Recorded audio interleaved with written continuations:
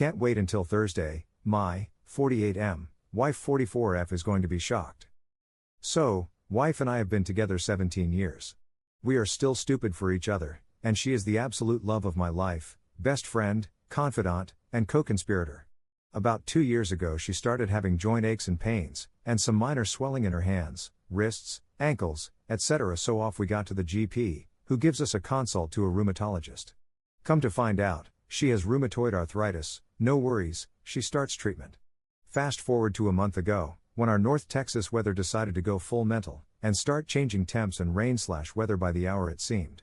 She woke up after overnight temp changes and thunderstorms, and her hands were huge. Worse, her small petite fingers looked like sausages. And even though she had been previously warned about this, had slept in her wedding ring. So, off to the doctor's office, where they had to cut off her ring.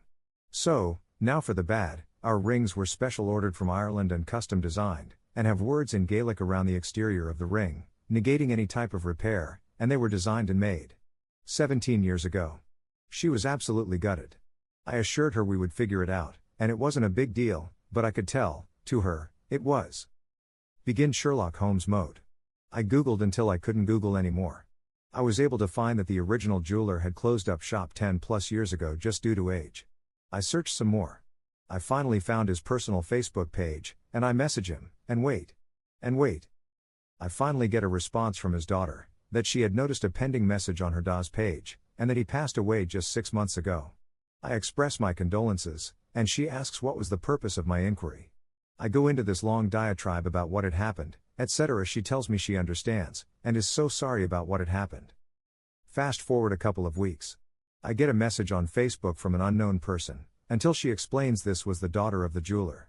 She explains that she went through all her dad's designs and looked up the approximate dates, and thinks she found the drawings, details, and molds in her dad's things, and wanted me to confirm. She sent pictures, and I confirmed that yes, those are our rings. She said she would get all of this to us as soon as possible, and asked for our address. I opened my email this morning to find tracking information, and pictures of our rings. She went ahead and had her brother, who had taken over her father's business, make our wedding bands again, in her original size, and 2 extra in 2 larger sizes in case her condition causes her fingers to swell/change, and mailed them out to us, at no charge. I asked why they did both as mine was fine, and she said it would not be fair that my wife had to have a new ring, and I was allowed to keep my old one.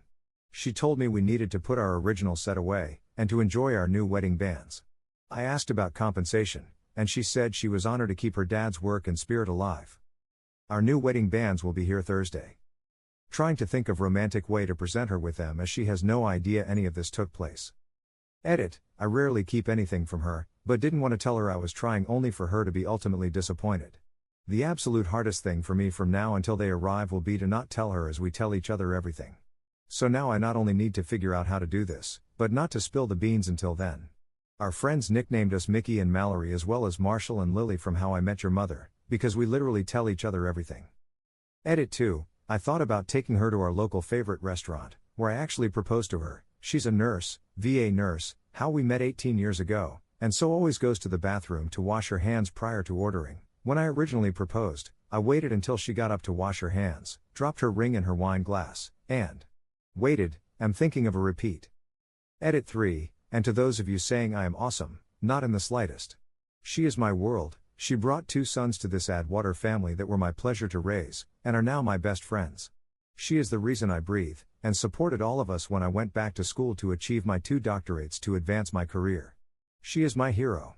I wake up every day to earn her all over again. This was one small thing I was able to do to bring her happiness. Her joy is why I have a heartbeat. And I don't give a good flying F / at a rolling donut if I seem sappy. If a man isn't allowed to get sappy over his wife, he shouldn't have one. Update 1. So, I have just returned from lunch, where my wife received her new bands. We kept it low-key, no pictures/video, and semi-private. What we did was plan to take her cut band to a local jeweler after lunch, and invited our 2 sons to lunch before the appointment. While ordering, oldest son asks to see the damaged/cut wedding band, saying he might be able to fix it. He takes it below the table and starts acting like he is squeezing and straining, and then places a complete fixed band on the table, and asks his mom if that works. She is astounded, and places the band on her finger, but it is too big. Youngest son says he can fix that and asks for the band, Wife reluctantly and with a look of WTF is going on her face, hands the band to our youngest. He takes it below the table, and squeezes and strains, and makes it smaller, but not quite perfect when she puts it on.